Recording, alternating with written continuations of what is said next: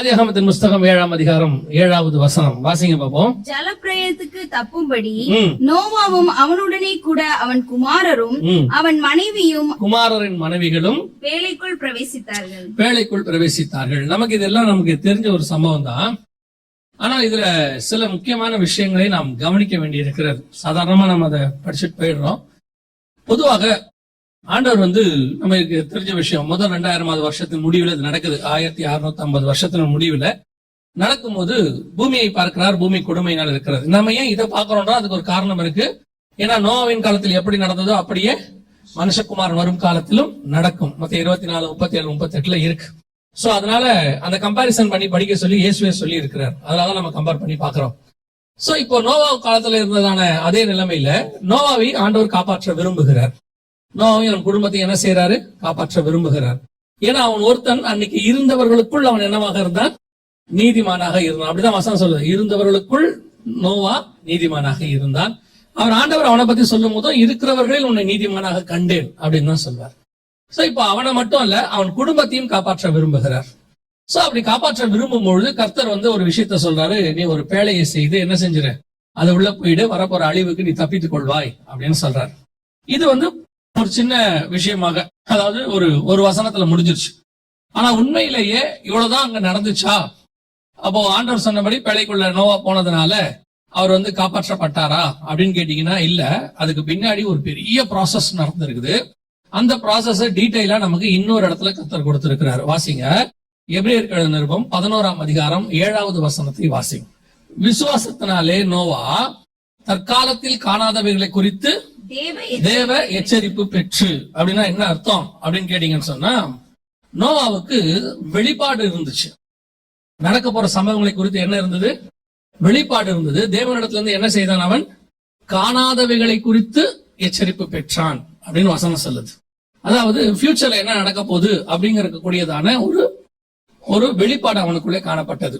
நோவா நல்லா தெரிஞ்சுக்கணுங்க, ஒரு பாஸ்டர் கிடையாது, இன்னும் சொல்ல போனா அன்னைக்கு ஒரு சர்ச் கிடையாது, எதுவுமே கிடையாது. அன்னைக்கு இருந்த எத்தனை கோடி மக்கள் இருந்தாங்கன்னு நமக்கு தெரியாது. லட்சக்கணக்கில் இருந்தாங்களா, கோடிக்கணக்கில் இருந்தாங்களா நமக்கு தெரியாது. அன்னைக்கு இருந்தவர்களுள் அவன் ஒருத்தனுக்கு மட்டும் ஒரு வெளிப்பாடு இருந்துச்சு.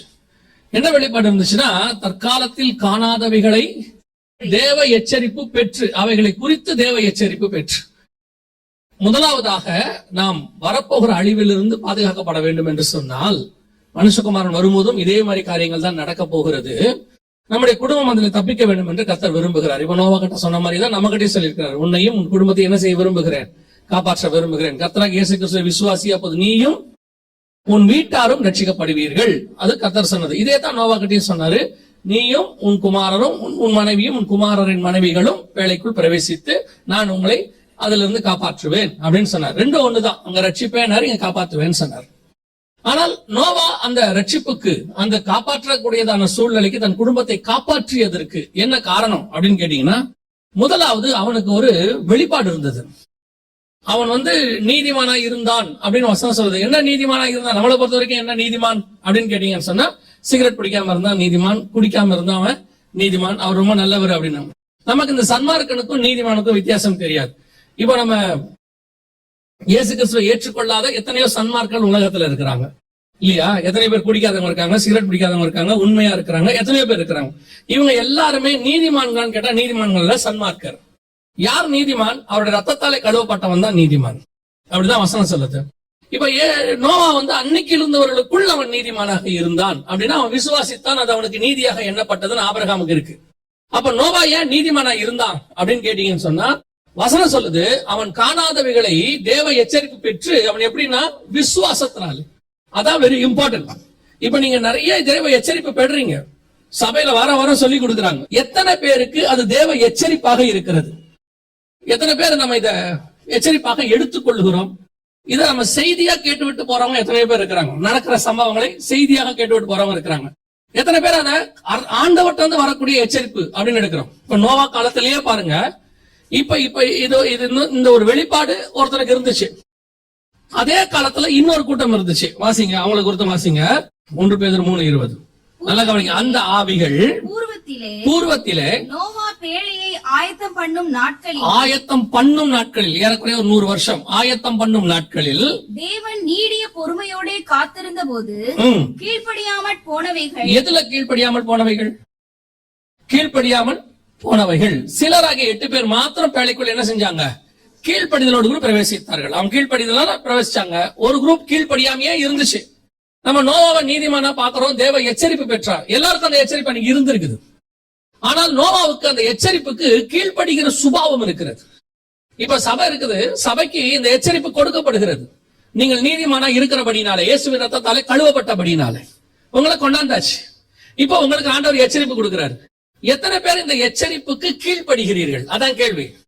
இன்னைக்கு எச்சரிப்புக்கு கீழ்ப்படிதல் அப்படிங்கிறது ஒரு குரூப்புக்கு தான் இருக்கு. அன்னைக்கு ஒருத்தனுக்கு தான் இருந்துச்சு. இன்னைக்கு ஒரு சின்ன குரூப்புக்கு தான் இருக்கு. இன்னைக்கு காப்பாற்றப்பட்டு இயேசுவின் ரத்தத்தால கழுவப்பட்டு நீதிமான்களாக்கப்பட்டு இங்க உட்கார வச்ச உங்களுக்கு தான் இந்த எச்சரிப்பு கொடுக்கப்படுது. நல்லா தெரிஞ்சுக்கொள்ளுங்க, வருகை என்பது சபைக்குத்தான் கொடுக்கப்படுகிறது, புறஜாதியாருக்காக அல்ல. புறஜாதியார் மீட்கப்பட்ட நமக்கு, அன்னைக்கு அவர்களுக்கு நோவாவுக்கு கிடைத்த எச்சரிப்பு நமக்கும் இன்னைக்கு கிடைக்குது. ஆனால் எத்தனை பேர் உணர்கிறோம் அல்லது எத்தனை பேர் அதுக்கு கீழ்ப்படுகிறோம்? இன்னைக்கு கீழ்ப்படிதல் இல்லாததுதான் முதல் பிரச்சனையே. இப்ப வசனம் வருது, இப்ப இங்க வசனத்துக்கு எல்லாம் குறைச்சலே கிடையாது. அந்த கீழ்ப்படிதல் உள்ள இருதயம் அதான் ரொம்ப இம்பார்ட்டன்ட். இன்னைக்கு அந்த கீழ்ப்படிதலுடைய இருதயமே இல்ல சபைக்கு. வசனத்தை சொன்னோம்னா அவங்க என்ன சொல்றாங்க? இந்த அவன் இப்ப நோவா என்ன பண்ணிருப்பான்? பிரசங்கம் பண்ணிருப்பான், நீங்க சொல்லிருப்பான் உலகம் அழிய போது எல்லாம் சொல்லிருப்பான். ஆனால் சொல்லும் பொழுது இவர்களுக்குள்ள என்ன இருந்துச்சு? ஒரு கீழ்ப்படியாமை. அதெல்லாம் நடக்காதுங்க, அப்படிலாம் இருக்காதுங்க அப்படிங்கறதான ஒரு சுபாவம். அதே தான் இன்னைக்கும் சபைக்குள்ள இருக்குது. வசனம் இருக்கு, ஆண்டவர் சொன்னது நடக்குங்கிற எண்ணம் இருக்கு, ஆனால் கீழ்ப்படிதல் இருக்கிறதா? நாம ஒரு விஷயம் சொல்றோம், இப்ப இந்த இதுக்குள்ள நீங்க வருகையில பிரவேசிக்கணும்னா இப்படி இப்படி எல்லாம் செய்யணும் அப்படின்னு சொன்னா அதுக்கு எத்தனை கேள்வி? ஒரு உதாரணத்துக்கு பாருங்க, பிளைட்ல ஏற வரீங்க, அவங்க செக்யூரிட்டி செக்ல என்னென்னமோ சொல்றாங்க, அத்தனைக்கு நீங்க கீழ்படுறீங்களா இல்லையா? பெல்ட்டை கழட்டுங்கிறாங்க, கழட்டுறீங்களா இல்லையா? கழட்டுறீங்க தானே? ஷூவை கழட்டுங்க, கழட்டுறீங்க. உங்களை மொத்த பாக்கெட்ல இருக்கிறது எடுத்து வைக்க சொல்றாங்க, வைக்கிறீங்க. நீங்க அவன் கேட்டிருக்கீங்களா? நான் காசு கொடுத்து பிளைட்ல போறேன், நீ என்ன இவ்வளவு செக் பண்ற? நான் கொடுக்குற சம்பளத்துல தான் நீயே நிக்கிற, முடியுமான்னு கேட்க முடியுமா? அவரை பார்த்தோன்னே பயபக்தி உங்களுக்கு வருதா இல்லையா? ஆமா தானே? அவரு கடைசி வரைக்கும் என்ன சொன்னாரு? அப்படியே திருப்தி இல்லாம ஒரு ரூம் கூட்டு போனா அங்கேயும் போறோம்ல, அங்க கூட்டு போயிட்டு எப்படி செக் பண்ணாலும் ஒத்துக்கிறோம் தானே? அவ்வளவு கீழ்ப்படிதல் இருக்குல்ல. இங்க ஒரு சும்மா சொல்லி பாருங்க, கொஞ்சம் முடிய பார்த்து வெட்டுங்க பிரதர், கலர் அடிச்சிடும். யா அதனால என்ன கேள்வி கேட்கிறா? சபையில் இந்த கேள்வி எல்லாம் கேட்கக்கூடாது.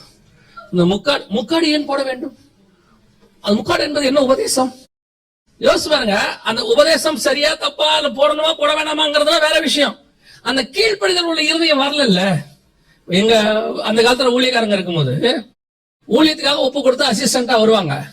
வந்த உடனே பாஸ்டர் சொல்லுவாரு, போய் அந்த டாய்லெட்டை கிளீன் பண்ணுவாரு. இவர் சீசன் ஆகி பரலோகத்துக்கு வரதுக்கோ டாய்லெட்டை கிளீன் பண்றதுக்கு என்ன சம்பந்தம் கேட்டா என்ன ஆகும்? நான் உங்ககிட்ட பைபிள் படிக்க வந்தேன், நீங்க என்ன துணி துவச்சு போட சொல்றீங்க, தண்ணி எடுக்க சொல்றீங்க. எனக்கு ஊழியக்காரர் ஒருத்தர் இருந்தாரு, அவர் சொன்னாரு, சீசத்துவம் ஆகணும்னா முதல்ல என்ன செய்யணும் தெரியுமான்னு கேட்டாரு. என்ன செய்யணும்னு கேட்டேன். காரை கழுவணும்னு சொன்னார். நான் நினைச்சேன், கார் கழுவுறதுக்கும் சீசத்துவத்துக்கும் என்ன சம்பந்தம் இருக்குது? சீசத்துவம் வேறு, நம்ம சீசத்துவம்னா என்ன நினைக்கிறோம்? இயேசுவோடையே கூடவே போய் எல்லார் வீட்லயும் சாப்பிட்டு 12 மீதம் நிறைய அப்பத்தை எடுத்து அப்புறம் அவர் எங்கெங்கெல்லாம் போறாரோ அங்கேயும் போய் அவரோட படுத்து அவரோட தூங்கி எழுந்திரிச்சு வரங்களை பெற்று அற்புத அடையாளங்களை செய்து பிரைஸ் தி லார்ட் அப்படின்ட்டு போனோம். இதான நமக்கு சீசத்துவம். ஆனா இவர் சொல்றாரு, நீ போய் என்ன செய்ய? காரை கழுவுனாரு. காரை கழுவுறதுக்கும் சீசத்துவத்துக்கு என்ன போது அவர் சொன்னாரு, அந்த காரை கழுவும் போது உன் பெருமை உடையும்னாரு. அதே வார்த்தை சொன்னாரு, உன் காரை கழுவும் போதுதான் உன் பெருமை உடையும். இன்னைக்கு சபைகளுக்குள்ள எந்த ஒரு விஷயத்தை சொல்லி பாருங்கள், உடனடியாக ஒரு எதிர்ப்பு அல்லது ஒரு எதிர் கேள்வி. ஏன் செய்யணும், எதுக்கு பண்ணணும் அப்படிங்கிற ஒரு கொஸ்டின். சில நேரங்களிலே நான் சொல்வேன், பரிசுத்தவான்கள் சொல்வது நமக்கு புரியாது. அவங்க சொன்னது நமக்கு என்ன செய்யாது? புரியாது. ஆனால் அதற்கு நாம் கீழ்ப்படிய வேண்டும். இப்படித்தான் இருந்துச்சு 2000 வருஷமா சர்ச்சு. இந்த கடைசி கால சபை இருக்குதுல்ல, இந்த 7வது சபைக்கு என்ன பேர் தெரியுமா? பைபிள்ல வெளிப்படுத்தின விசேஷத்துல 7வது சபைக்கு என்ன பேர் தெரியுமா? லவோதிக்கேன்னு சொல்லுவாங்க. லவோதிக்கேன்றதுக்கு அர்த்தம் என்ன தெரியுமா? கிரீக்ல பீப்புள்ஸ் லிபர்ட்டி, மக்களின் உரிமை. அதாவது மக்கள் எப்படி இருப்பாங்களா? உரிமைக்காக, தங்களுடைய காரியங்களுக்காக, விடுதலைக்காக போராடக்கூடிய சுபாவம் இருக்குமா? ரிபெல்லிங் ஸ்பிரிட். அதுக்கு பேர் என்னது? நீங்க கரெக்டா பாருங்க, இந்த 18th செஞ்சுரி முடியறதுல இருந்து உலகம் முழுக்க இந்த சீர்திருத்தம்ங்கிற பேர்ல ரிபலிங் ஸ்பிரிட் வரும். அது அப்படியே வெளியே வந்துச்சு. இப்ப எங்க வந்துருச்சு? சபைக்குள்ளேயும் வந்துருச்சு. எதை சொன்னாலும் ஒரு எதிர்கேள்வி, எதை சொன்னாலும் ஏன், எப்படி. இப்ப நம்ம என்ன சொல்றோம்? அப்படி கேட்கறது தான் நாலேஜ், அப்படி கேட்கறது தான் அறிவுபூர்வமானது. பல நேரங்களில இயேசு சொன்ன விஷயங்கள் சீஷர்களுக்கு புரியவில்லைன்னு இருக்கு. அந்த சீஷர்கள் என்ன செய்யல? புரியவில்லை. அவன் சொல்லிட்டு போனோம்ல, என்ன நான் பாட்டு ஒழுங்கா மீன் பிடிச்சிட்டு இருந்தேன், நீ பாட்டு வந்தீரு, நீர் பாட்டு விதை விதைக்கணும், அப்புறம் நல்ல நிலம், அந்த நிலம், எந்த நிலங்கிறது எங்களுக்கு புரியவில்லையே. அவர் சொல்றாரு, பரிசேயர் ஏரோது என்கிறதான புளித்த மாவை குறித்து எச்சரிக்கையா இருங்கள். உடனே இவன் சொல்றான், அப்பம் கொண்டு வராத பத்தி தான் பேசுறாரோ. நம்ம இன்னைக்கு சாப்பாடு அவர் எவ்வளவு டாப்ல பேசுறது, எவ்வளவு லோல யோசிக்கிறோம் பாருங்க, இல்லையா? அவர் அதான் சொல்றாரு. இவன் சொல்றான், ஒருவேளை நம்ம சாப்பாடு கொண்டு வந்து நினைக்கிறாரு. அவரே அதையும் கண்டுபிடிச்சிடறாரு. அவர் சொல்றாரு, ஏன்னா எத்தனை பேருக்கு சாப்பாடு போட்டோம்? 5000 பேருக்கு போட்டோம், 7000 4000 பேருக்கு போட்டோம். என்ன பேசி தொலைறீங்க? நான் சொல்றது வேற விஷயம். இப்ப அவன் என்ன சொல்லணும்? இப்படி எல்லாம் பேசினா எனக்கு ஒத்து வராது, புரியுற மாதிரி பேசுங்க அப்படின்னா கிடையாது. அவன் போய் கேட்கறான், எனக்கு விளக்கி சொல்லுங்க. இன்னைக்கு சபை ரிபலிங் ஸ்பிரிட்ல இருக்கு. எதை சொன்னாலும் ஒரு எதிர்ப்பு, கீழ்ப்படியாமை. அந்த கீழ்ப்படியாமையினுடைய சுபாவம் இன்னைக்கு என்ன செய்யுது? எல்லாருக்கும் வருகிறது, சபைக்குள்ள வருது. அது எந்த அளவுல வருதுன்னு கேட்டீங்கன்னா, உபதேசத்தையும் தாண்டி. உபதேசத்தை சொன்னா கேட்கக்கூடிய மனநிலை கிடையாது. இன்னைக்கு நாம போகும்போதே என்ன செய்யறோம்? போகும்போதே ஊழியக்காரனை கமெண்ட் அடிச்சுட்டு போறோம், ஊழியங்களை கமெண்ட் அடிச்சுட்டு போறோம், எல்லாத்தையும் செஞ்சுக்கிட்டே போறோம். நீங்க கார்ல போகும்போது, வீட்டுல போகும்போது, பிள்ளைங்க எதிரில ஊழியக்காரங்களை கமெண்ட் அடிச்சு எல்லாம் பண்ணிட்டே போறீங்க. இப்ப பிள்ளை என்ன செய்யும்? அடுத்த ஜெனரேஷன்ல உங்களை கமெண்ட் அடிக்க போகுது, அல்லது அடுத்த ஜெனரேஷன்ல வரக்கூடிய ஊழியக்காரனை கமெண்ட் அடிக்க போது. நீங்கள் என்ன சொல்லி கொடுத்து விட்டு போகிறீர்கள்? நான் எப்படி இருக்கிறேனோ அப்படித்தான் என் பிள்ளை இருக்கு. ஆண்டவர் அழகா சொல்வாரு ஆபிரகாமை குறித்து. ஆதியாகமத்தின் புத்தகத்துல சொல்லும்போது சொல்வாரு, என் தாசனாகிய ஆபிரகாம் என் சொல்லுக்கு, அந்த வசனத்தை வாசிங்க பாப்போம். 18ஆம் அதிகாரம் 19ஆம் வசனத்தை வாசிங்க. கர்த்தர் ஆபிரகாமுக்கு சொன்னதை நிறைவேற்றும்படியாய் அவன் தன் பிள்ளைகளுக்கும், நல்லா கவனிங்க, அவன் தன் பிள்ளைகளுக்கும் தனக்கு பின்வரும் தன் வீட்டாருக்கும் நீங்கள் நீதியையும் நியாயத்தையும் செய்து கர்த்தருடைய வழியை காத்து நடவுங்கள் என்று கட்டளையிடுவான் என்பதை அறிந்திருக்கிறேன். இப்ப ஆபிரகாம் மேல கர்த்தருக்கு என்ன இருந்துச்சு? ஒரு நம்பிக்கை இருந்துச்சு. அது அவன் தன் பிள்ளைகளுக்கு என்ன செய்வான்? சொல்லி கொடுத்துருவான்னு ஒரு நம்பிக்கை இருந்துச்சு. 26:4 என்ன வாசிச்சோம்? ஆபிரகாம் என் சொல்லுக்கு கீழ்ப்படிந்து என் விதிகளையும் கற்பனைகளையும் கை கொண்டபடியால். அவருக்கு ஒரு நம்பிக்கை இருந்துச்சு. அந்த நம்பிக்கை ஆபிரகாம் என்ன பண்ணிட்டாங்க? நிறைவேற்றிட்டான். நான் அவனுக்கு சொல்லிக் கொடுப்பேன், அவன் கீழ்ப்படிவான். இப்ப அவன் கீழ்ப்படிஞ்சா அவன் பிள்ளைகளுக்கு சொல்லிக் கொடுப்பான்னு கர்த்தருக்கு அவன் மேல நம்பிக்கை இருந்துச்சு. இப்ப அவன் போகும்போது ஈசாக்கை அதே மாதிரி உருவாக்கி வச்சுட்டு போயிட்டான். அப்ப நாம எப்படி கீழ்ப்படியணுமோ அப்படித்தான் நம்ம சந்ததி இருக்கும். நாம கீழ்ப்படிய மாட்டோம், ஆனா பிள்ளைகள் கீழ்ப்படியணும்.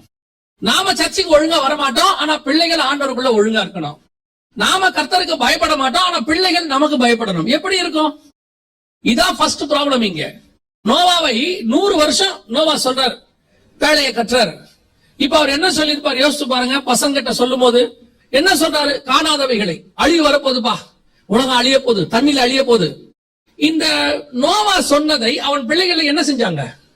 கீழ்ப்படிஞ்சு நின்னா பாருங்க. இன்னைக்கு இருக்க முடியுமா அவங்களால? இன்னைக்கு சர்ச்சில் நீங்க ஒரு விஷயம் சொல்லி பாருங்க, முதல்ல உங்க வீட்டுல கேட்பாங்களா? உங்க வீட்டுல இருக்கிறவங்க அதை கீழ்ப்படிவாங்களா? அப்ப நோவா கீழ்ப்படிந்ததுனால யார் கீழ்ப்படிஞ்சாங்க? அவன் வீட்டாரும் கீழ்ப்படிந்தார்கள். அதான் இங்க ரொம்ப முக்கியம். நோவா பேழையை உண்டு பண்ணினுடைய முதல் இம்பார்ட்டன்ட் என்ன தெரியுமா? முதல் பேசிக் என்ன தெரியுமா? அவன் தேவனுக்கு கீழ்ப்படுகிறவனாய் காணப்பட்டான். அன்னைக்கு ஒரு உலகமே கீழ்ப்படியாம இருந்துச்சு, அவன் கீழ்ப்படிந்தான் என்று வேதம் சொல்லுது. இன்னைக்கு நாம எந்த இடத்துல இருக்கிறோம் பாத்துக்கணும். ஃபர்ஸ்ட், நான் கீழ்ப்படுகிறவனாய் காணப்படணும். எதுக்கு கீழ்ப்படினோம்?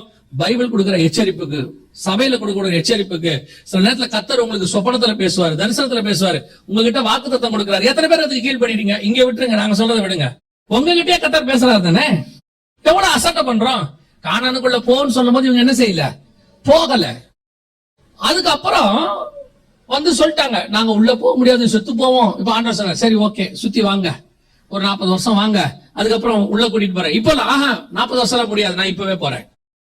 போன்னு சொல்லும் போது போகாததும் கீழ்ப்படியாமை, போக வேணான்னு சொல்லும் போது போகிறதும் கீழ்ப்படியாமை. இதுதான் இன்னைக்கும் நடக்குது. நாம விரும்புறத அங்க நடக்கலன்னா நாம கர்த்தருக்கு கீழ்ப்படியாம போயிட்டே இருக்கிறோம். முதலாவதாக நோவாவுக்குள் இருந்தது மிக முக்கியமானது, தேவ எச்சரிப்பை பெற்று அவன் கீழ்ப்படிந்தவனாகி. அன்னைக்கு இருந்தவர்கள் அத்தனை பேரும் எப்படி இருந்தாங்களா? கீழ்ப்படியாமை. 2வது வாசிங்க, அதே வசனத்தை வாசிங்க, திருப்பி வாசிங்க.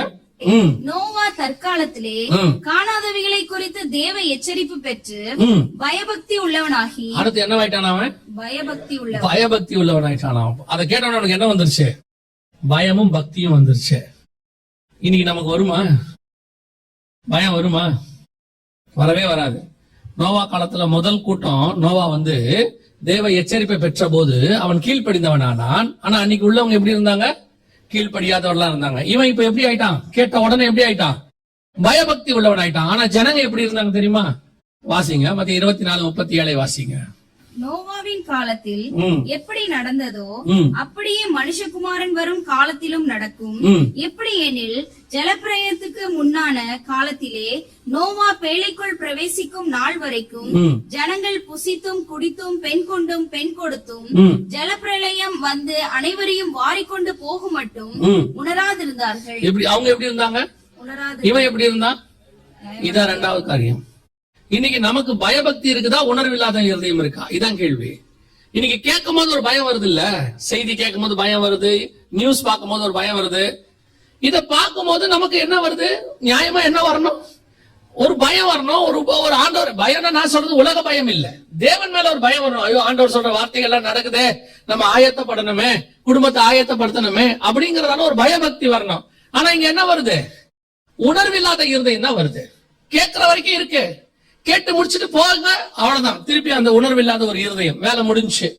கேட்கிற வரைக்கும் நீங்க இப்ப நீங்க எந்த அளவுக்கு அந்த வசனத்தை உட்கொண்டு தேவனுக்கு பயபக்தி உள்ளவனா மாறுறீங்களோ அந்த அளவுக்கு உங்க குடும்பத்தை நீங்க காப்பாற்ற போறீங்க.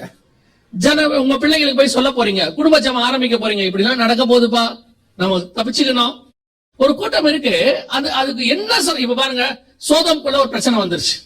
சோதமே அழிய போது, மொத்தம் எரிய போதுன்னு ஒருத்தன் சொல்லிட்டு இருக்கான். அந்த வீட்டுக்குள்ள கொஞ்சம் பேர் பொறுமையா பேசிக்கிட்டு இருந்தான். பாத்தீங்களா எவ்வளவு கேஷுவலா பேசிட்டு இருக்கிறான். அவனும் சொல்றான், வேற யாரையாவது கூப்பிடணுமாப்பா? இந்த நியாய தீர்ப்பு கொடுக்கிறவனுக்கு இருக்கக்கூடிய வேகம் யாருக்கு இல்ல? பெறவனுக்கு இல்ல. பாருங்க, நியாயமா யாருக்கு இருக்கணும்? பெறவனுக்கு தான் இருக்கணும். வீடு எரிய போதுன்னா பெறவனுக்கு தானே இருக்கணும் அந்த வேகம். இன்னைக்கு அவனுக்கு அந்த வேகமே இல்ல. இவன் சொல்றான், அவர்கள் தாமதிக்கிறதை தூதர்கள் கண்டு. அவன் டென்ஷன் ஆகுறான். எங்களுக்கு டைம் முடிய போதுடா, காலைக்குள்ள இதை எரிச்சு போட்டு நாங்க வெளியே போனோம். இவன் டிலே பண்ணிட்டே இருக்கிறான். அப்பனா யோசிச்சு பாருங்க, இவ்வளவு பெரிய சம்பவம் நடக்க போது அவனுக்கு என்ன இல்ல? உணர்வு இல்ல. ஆனா ஆண்டவர் சொல்றாரு, சோதோமில் நடைபெற்றது போலவும் நடக்கும், நோவா காலத்தில் நடைபெற்றது போலவும் நடக்கும். இன்னைக்கு இந்த உணர்வு இல்லாத இருதயம் ரெண்டாவது ரொம்ப முக்கியம். நீங்கள் பயபக்தி உள்ளவர்களா இருக்கணும்னு வேதம் விரும்புது. ஆனா நான் இருக்கிறதா உணர்வு இல்லாத இருதயம். இப்போ உங்களுக்கு நம்மளுமே ஒரு 90% அப்படித்தான் இருக்கிறோம். என்ன உணர்வு இருக்கு? செய்தி கேட்கிறோம், எல்லாம் நடக்கிறோம். இப்ப அடுத்து நீங்க உங்களுக்கு என்ன செய்ய போறீங்க? ஆக்சுவலா போய் இன்னும் ஒரு வாரம் ஆகட்டும், இந்த செய்தி எல்லாம் போட்டு முடிஞ்சிட்டோம். அடுத்த வாரத்துல நீங்க எப்படி இருப்பீங்கன்னு நினைக்கிறீங்க? திருப்பி அதே தான். ஊர் பக்கத்துல ரப்பர் தோட்டம் வாங்கணும், ஒரு வீடை கட்டிடணும், சாக்கிறதுக்குள்ள ஒரு வீடை பார்த்தணும், பிள்ளைய அங்க படிக்க வச்சிடணும், கடனை உடனே வாங்கியாவது பிள்ளைய இன்ஜினியர் ஆக்கிடணும், டாக்டர் ஆக்கிடணும். அதானே இருக்கு எண்ணம். உங்களுக்கு என்னைக்காவது பிள்ளைய பரலோகத்துக்கு கொண்டு போகணுங்கிற எண்ணம் இருந்துச்சா? பிள்ளைய பரலோகத்துக்கு கொண்டு போகணுங்கிற எண்ணம் இல்லாத ஆவிக்குரிய கூட்டம் இப்பதான் இருக்குது. என்னங்க அப்படி சொல்றீங்க? அப்படி இருந்தா நீங்க உங்க ஆலயத்துக்கு வர நாள உங்க பிள்ளைய எங்க அனுப்ப மாட்டீங்க? டியூஷனுக்கு அனுப்ப மாட்டீங்க தானே? உங்க பிள்ளைய கொண்டு வந்து ஹாஸ்பிட்டல் அட்மிட் பண்ண சொல்லிட்டாங்க. உங்க பிள்ளைக்கு அட்மிட் பண்ணுங்க, இன்னைக்குள்ள இந்த இன்ஜெக்ஷன் போடணும், ஏதோ ஒண்ணு சொல்லிட்டாங்க. நீங்க சொல்லுவீங்களா? நீ டியூஷன் போ, முதல்ல முடிச்சுட்டு நான் சாயங்காலமா உன்னை கூட்டிட்டு போறேன்னு சொல்லுவீங்க. அப்ப மட்டும் தூக்கிட்டு ஓடுறீங்க இல்ல? உங்க பிள்ளையோட சரீரத்தை காப்பாற்றும் போது உங்களுக்கு படிப்பு அவசியப்படல, எதுவும் அவசியப்படல. அது உயிரை காப்பாற்றணுங்கிற வேகம் இருக்குல்ல, அதை விட சீரியஸான இடத்துல உலகம் இருக்கு இன்னைக்கு. வருகைக்கான காரியங்கள் நான் திருப்பி சொல்றேன், வருக வருது சொல்றது உங்களுக்கு கேட்டு கேட்டு கேட்டு ரொம்ப கேஷுவல் ஆகிட்டே இருக்குது. அதுதான் உணர்வு இல்லாத இருதயத்துக்குள்ள வரீங்க நீங்க. இப்படிதான் சொல்றாரு, சடுதியா ஒரு நாள் வந்துரும். அதுக்கப்புறம் நீங்கள் என்ன பண்ணாலும் நடக்காது. அதுக்கப்புறம் போய் கதவை தட்டாலும் திறக்காது, அழுதாலும் திறக்காது. இப்ப யோசிச்சு பாருங்க, 100 வருஷம் பேழையை கட்டுறான் நோவா. கட்டும் போது அன்னைக்கு அந்த ஜனங்கள்லாம் என்ன பேசியிருப்பாங்க நோவாவை? சும்மா உட்காந்து வேலை வெட்டி இல்லாம உலகம் அழிய போதுங்கிறான், அந்த வேலை சொல்றான். அதை விட்டுட்டு அவனும் கெடுத்து அவன் பிள்ளைகளையும் கெடுத்து எல்லாம் சேர்த்து வேலையை கட்டிட்டு உட்காந்துக்கிட்டு இருக்கு. போகும்போது வரும்போது என்ன சொல்லிருப்பாங்க? ஏண்டா நீ தாங்க எடுத்த, உன் பிள்ளைகளையும் எடுத்துட்டியா? அப்படிதானே கேட்டிருப்பான். உன் பிள்ளைகளையும் எடுத்துட்டியா? அவனும் உட்காந்து வேலையை தான் கட்டிக்கிட்டு இருக்கானா? பசங்களை பார்த்து கேட்டிருப்பாங்க. அன்னைக்குள்ள வாலிப பசங்க அந்த பசங்களை பார்த்து என்ன கேட்டிருப்பான்? ஏன்னா உங்க அப்பா தான் சொல்றாரு, உனக்கு அறிவு இல்லையா? என்னடா அவ்வளவு பெரிய காயின் கோட்டை கட்டி எத்தனை பேர் போய் பாடுறா, உள்ளுக்குள்ள பாடுறா, நாதஸ்வரமும் அதுவும் வாசி இன்ஸ்ட்ருமெண்ட் வாசிச்சு போய் பாரு. அன்னைக்கு அங்குள்ள வசனம் சொல்லுது, மனுஷகுமார்த்திகள் அதிக சௌந்தரியம் உள்ளவர்கள் என்று கண்டு. அவங்க போய் அப்படி நடக்குது, உலகத்தை பார்க்காம விட்டுட்டு உங்க அப்பா கூட உட்காந்து பேழையை கட்டிக்கிட்டு இருக்கிறிய. இதுதான் அன்னைக்கு இருந்திருக்கும் கேள்வி. இன்னைக்கு நம்ம பசங்களுக்கு அதான் பிரச்சனை. இன்னைக்கு நமக்கும் அதான் பிரச்சனை. இப்போ நம்ம பசங்களை நோவா பேழையை வச்சு கட்ட யூஸ் பண்ண மாதிரி உங்களால இன்னைக்கு கட்ட முடியுதா? ஸ்பிரிச்சுவல் லைஃப்ல அவங்க பசங்களை யூஸ் பண்ண முடியுதா? ஊழியத்துல இருக்கிற ஊழியக்காரர்கள் உங்கள் பிள்ளைகளை யூஸ் பண்ண முடியுதா? ஆவிக்குரியவர்கள் நீங்கள் ஸ்பிரிச்சுவலா உங்க பிள்ளை யூஸ் பண்றீங்களா? முதல்ல நீங்களே பேழையை கட்டாத குரூப். அவன் தன் குடும்பத்தை ரட்சிக்கும்படி பேழையை உண்டு பண்ணினான். இன்னைக்கு நீங்க ஸ்பிரிச்சுவலி உங்களுடைய பேழையை உண்டு பண்ணிக்கிட்டு இருக்கீங்களா? Are you ready to meet the Xavier? அதான் கேள்வி.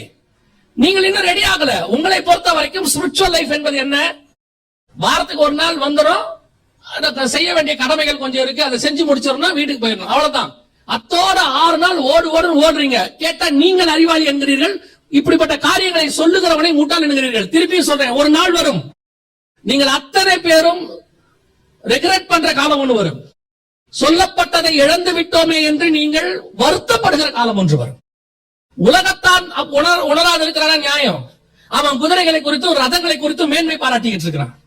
அவனுக்கு அங்க பேச்சே இடம் வாங்குறது, கார் வாங்குறது, லேண்ட் வாங்குறது, பிள்ளைகளை படிக்க வைக்கிறது, இதை தவிர வேற ஒண்ணுமே இல்ல அவனுக்கு. மிஞ்சி போச்சுன்னா சாப்பாடு. ஆனால் நமக்கு அதல்ல. நாம் மேலான ஒரு இடத்துக்கு ஆயத்தப்பட்டு கொண்டு இருக்கிறோம்.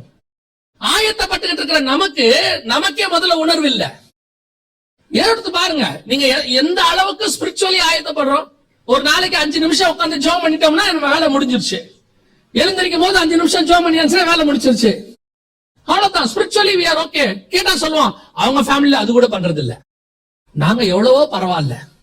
ஆண்டவர் சொல்றாரு, இது நீங்க அதான் திருப்பி நாங்க சொல்ற ஒரு வார்த்தை, we are all religious people மாறிக்கிட்டு இருக்கிறோம் இப்ப, மதவாதிகள்.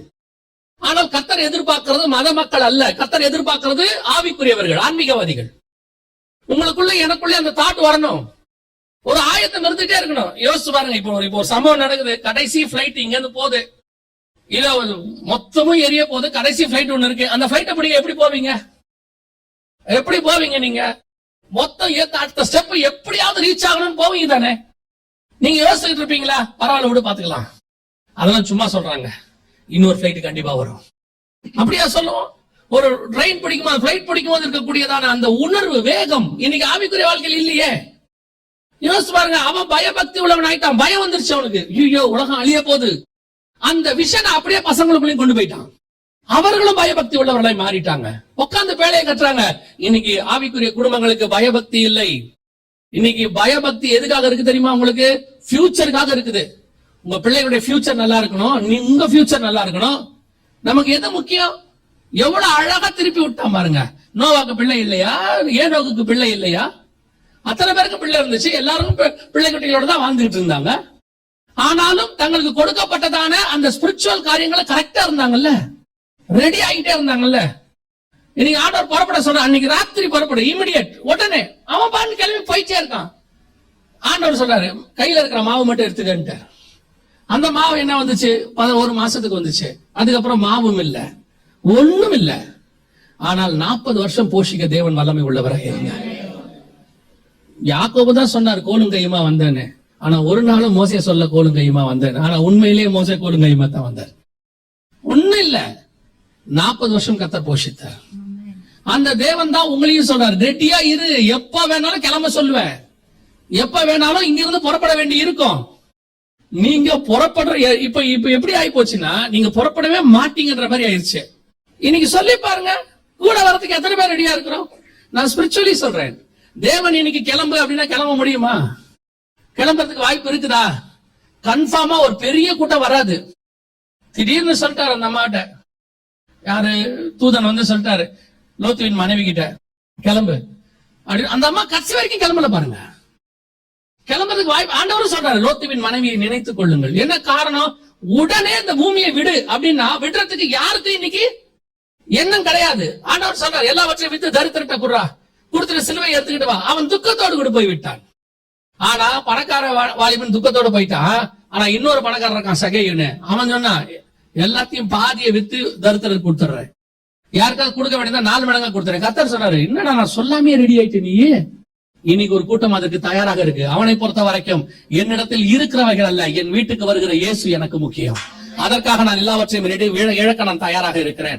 அட் எனி டைம் காட் கூட கூப்பிடும் போது நான் போவேன் என்கிற எண்ணம் உங்களுக்கு இருக்குமானால் நீங்கள் பேழையை கட்டி கொண்டிருக்கிறீர்கள் என்று அர்த்தம். இனி சொல்ல முடியுமா உங்களால? சும்மா கர்த்தர் டெஸ்ட் வச்சு பார்த்தாலே உங்களுக்கு கொடுக்க முடியாது. பாத்திருக்கீங்களா? இன்னைக்கு இயேசு என்னை ஒரு விஷயத்தை விடு என்றால் விடுவதற்கு நான் ரெடியாக இருக்கிறேன்னா, அப்படி நான் விடுறதுக்கு ரெடி ஆயிட்டேன்னா பயபக்தி உள்ளவிட மாறிட்டேன்னு அர்த்தம். எனக்கு அதை விட அது பெருசா படுது, இது எனக்கு பெருசா படல. ஊழியத்துக்கு வான்னு ஆண்டவர் சொல்றாரு, உங்களால வேலையை விட முடியுதா? பஹ்ரைனுக்கு வான்னும் போது ஒரு தடவை கூட கேட்காம ஜெபம் பண்ணிட்டு வந்துட்டீங்க. கர்த்தர் வாய்ப்பு கொடுத்திருக்கிறாரு, எல்லா வாசலும் திறந்திருக்கிறது. Praise the Lord. பஹ்ரைனை விட்டுட்டு ஊழியத்துக்கு போனும் போது எத்தனை தடவை ஜெபம் பண்றீங்க? ஒரு தடவைக்கு 10 தடவை. இருக்கிற தீர்க்கதரிசிகிட்ட எல்லாம் கேட்கறது, ஆண்டவர் என்கிட்ட போன்னு சொல்ற மாதிரி இருக்குது, போவாதன்னு சொல்ற மாதிரி இருக்குது. எது உண்மை? ஏன் உங்களுக்கு அந்த சந்தேகம் வருது? ஏன்னா உங்களுக்கு இதை விட்டுட்டு போறதுக்கு மனம் இல்லை, அவ்வளவுதான். இப்ப யோசிச்சு பாருங்க, எனக்கு இதை விட மேலான ஒரு வேலை கிடைக்குதுன்னா கூப்பிடுறாங்கன்னா உடனே விட்டுட்டு போயிடுறோமா இல்லையா? இதை விட ஒரு 1000 மடங்கு சம்பளம் அதிகம் கிடைக்குது. நீங்க யோசிச்சீங்களா? கர்த்தர் வாசல் திறந்திருக்கிறார் சொன்னீங்க தானே? ஏன் ஊழியத்துக்கு சொல்லும் போது அது வரமாட்டேங்குது கர்த்தர் வாசல் திறந்திருக்கிறாருன்னு? ஏன்னா எனக்கு இதை விட அது பெருசா தெரியுது. எப்போ எனக்கு வருகையை விட இதெல்லாம் சின்னதா தெரியுதோ அப்பதான் நான் பயபக்தி உள்ளவனாய் மாறுவேன். எதற்காகவும் இயேசுக்காக நான் எப்ப விடணும்ன்ற இடத்துக்கு வரையணும். விட்டுட்டு வேணா வந்துட்டே இருக்கணும். ஏன்? நான் இதை விட மேலான இடத்துக்கு போக போகிறேன், இதை விட சந்தோஷமான இடத்துக்கு போக போறேன். கேட்கறீங்க, எத்தனை பேர் செய்ய போறீங்கன்னு தெரியாது. ஆனா சொல்ல வேண்டியது உண்மை. நீங்கள் பேழையை கட்டுகிறீர்கள் என்று சொன்னால், பேழைக்குள் போய் தப்பிக்க போகிறீர்கள் என்று சொன்னால், 2வது இந்த சுபாவம் உங்களுக்கு இருக்கிறதாய் காணப்பட வேண்டும். 3வது மிக முக்கியமானது, வாசிங்கள் அதே வசனம். விசுவாசத்தினாலே நோவா தற்காலத்திலே காணாதவைகளை குறித்து தேவ எச்சரிப்பு பெற்று பயபக்தி உள்ளவனாகி தன் குடும்பத்தை ரட்சிப்பதற்கு பேழையை உண்டு பண்ணினான். 3வது என்ன செய்யறான்? தன் குடும்பத்தை ரட்சிப்பதற்காகத்தான் அவன் பேழையை உண்டு பண்ணினான். இதுல ஒரு பெரிய மிக முக்கியமான ஒரு விஷயம். ஃபர்ஸ்ட் 2 உள்ளது உங்களுடைய பர்சனல், 2 உள்ளது உங்க பர்சனல், இது 3வது உங்க ஃபேமிலி. இதுல மிக முக்கியமாக என்ன விஷயம் அப்படின்னு கேட்டா, காடோடைய விஷன் உங்களுக்கு பாருங்க.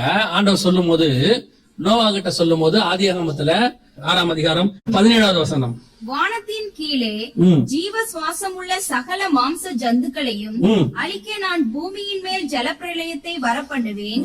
பூமியில் உள்ள யாவும் மாண்டு போம், ஆனாலும் உன்னுடனே என் உடன்படிக்கையை ஏற்படுத்துவேன்.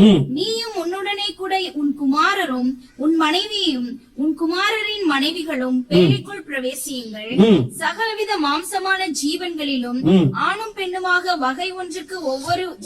அடுத்து அப்படியே சொல்றார், பறவைகள் எல்லாத்தையும் சேர்த்துக்குங்க அப்படின்னு சொல்றாரு. இது என்ன சொல்லுது அப்படின்னு கேட்டீங்கன்னா, காடோடைய விஷன் ரொம்ப பெருசா இருக்கு. ஒரு பெரிய பேழையை உண்டு பண்ணி உலகத்துல இருக்கிற எல்லா ஜீவ ஜந்துக்களையும் என்ன பண்ணணும்? பேரா உள்ள கொண்டு வரணும்னு சொல்றாரு. எல்லாம் கொண்டு வா, அத்தனையும் பேர். அதுவும் வசனம் பைபிள் சொல்லுது, அதெல்லாம் வரும்னு சொல்லிட்டாரு. இப்ப காடோடைய விஷன் ரொம்ப பெருசு, காட்ஸ் விஷன். ஆனால் வசனம் சொல்லுது, நோவா தன் குடும்பத்தை ரட்சிக்கும்படி ஒரு பேழையை உண்டு பண்ணினான் அப்படின்னு இருக்குது. அப்பனா காடோடைய விஷன் உலகத்தையே காப்பாத்துறதா இருந்தாலும் கூட, நோவாவுடைய ஃபர்ஸ்ட் பிரெஃபரன்ஸ் யாருக்காக இருந்துச்சு? ஃபேமிலியை கொண்டு போய் உள்ள வச்சிடணும். அத்தனை மிருகமும் உள்ள வரட்டும் ஆண்டவரே, எல்லாத்துக்கும் சாப்பாடு வாங்கி உள்ள வைக்கிற ஆண்டவரே, நீங்க சொன்னதெல்லாபடி நான் செஞ்சிடறேன் ஆண்டவரே. ஆனா எல்லாத்த விட முக்கியம் என்ன தெரியுமா? இந்த பேழையில எனக்கும் என் குடும்பத்துக்கும் ஒரு இடம் இருக்கணும். நாங்கள் அதற்கு இந்த முழு பேழையை செய்யும் போது அவன் மைண்ட் என்னவா இருந்துச்சான்? ஆண்டவருடைய மைண்ட் உலகத்தில் உள்ள எல்லாத்தையும் காப்பாத்துறது. நோவாவுடைய மைண்ட் என்னவா இருந்துச்சு தெரியுமா? ஆண்டவர் சொல்லிட்டாரு, உலகம் அழிய போது, ஜலப்பிரளயம் வரப்போது, நிச்சயம் நடக்க போது.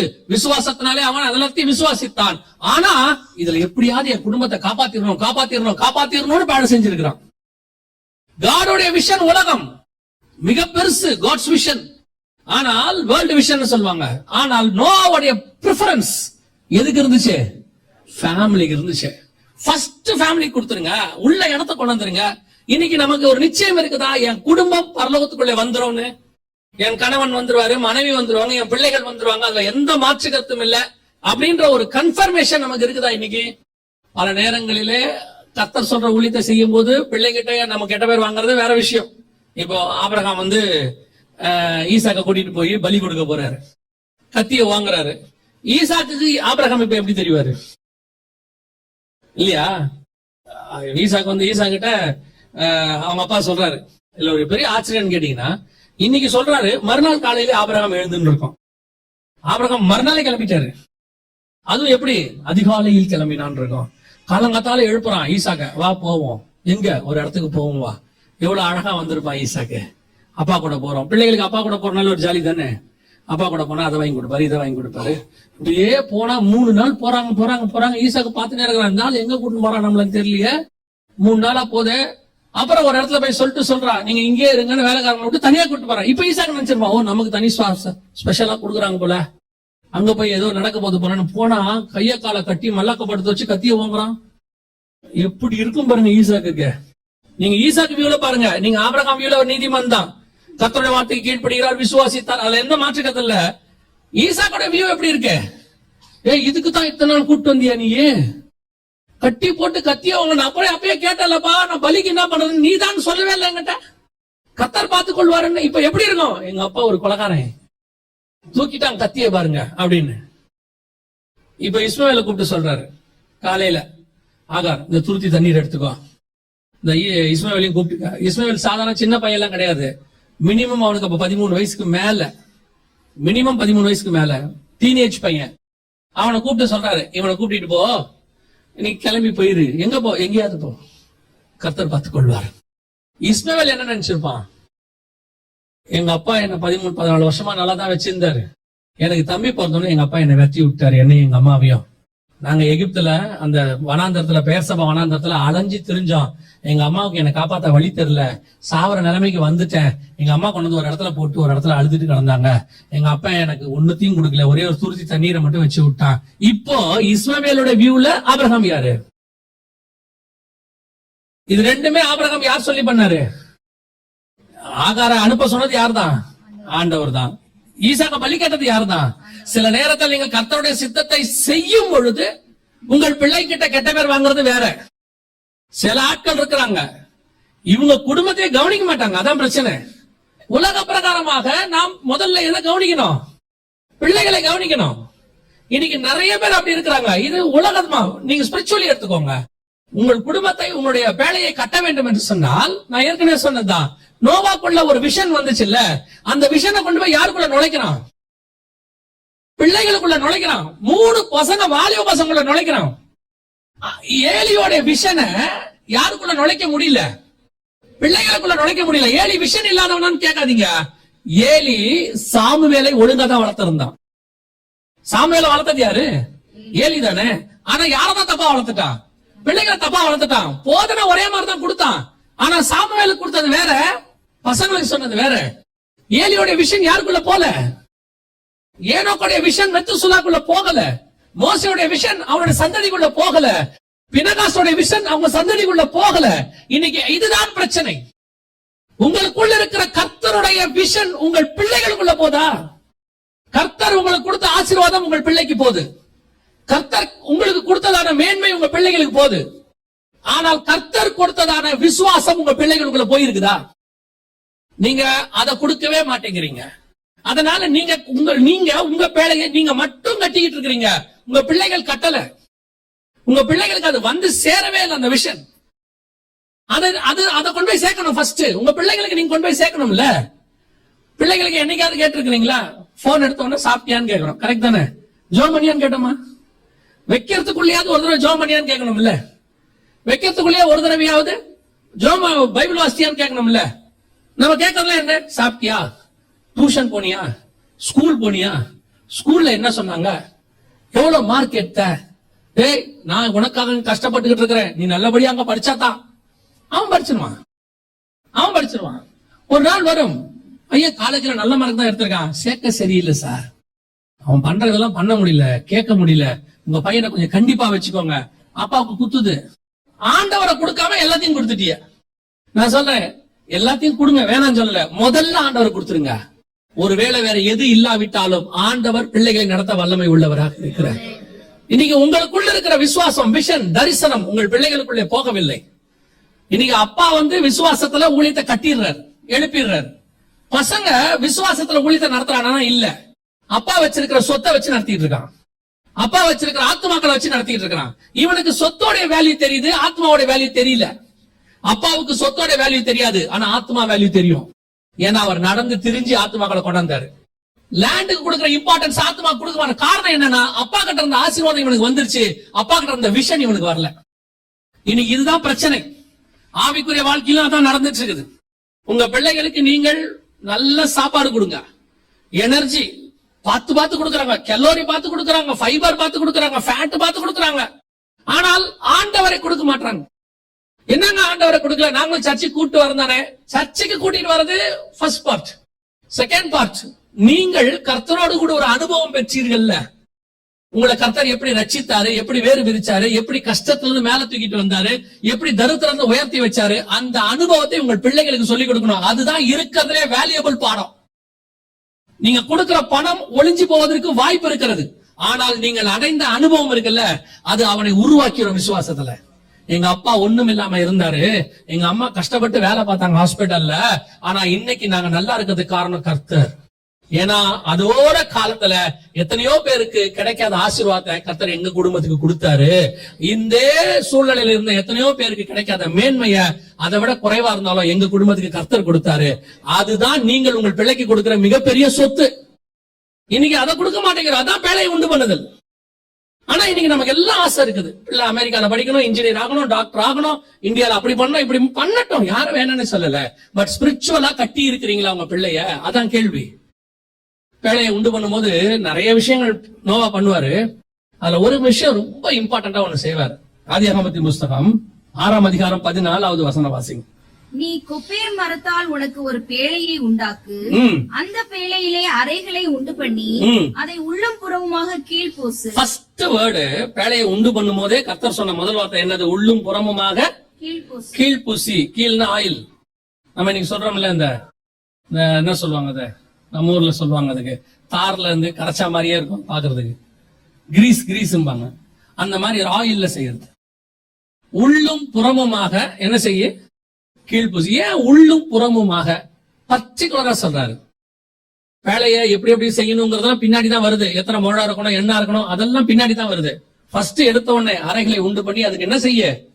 இது ஆசாரிப்பு கூடாரத்தினுடைய மாடல் தான் இது. இங்க 3 அறை இருக்கும், ஆசாரிப்பு கூடாரத்துல 3 பகுதி இருக்கும். அதுல ஒரு பகுதியில மிருகங்கள் இருக்கும், அங்க ஒரு பகுதியில பலி செலுத்தப்படும், இங்க ஒரு பகுதியில சாப்பாடு சேர்த்து சொன்னாரு, அங்க ஒரு பகுதியில சமூகத்து அப்பம் இருக்கும், இதுல ஒரு பகுதியில நோவாவும் குடும்பத்தாரும் இருப்பாங்க, அதுல பிரதான ஆசாரியன் இருப்பான் மகா பரிசுத்த ஸ்தலத்துக்குள்ள. இது ஆசாரிப்பு கூடாரத்தினுடைய இன்னொரு மாடல்.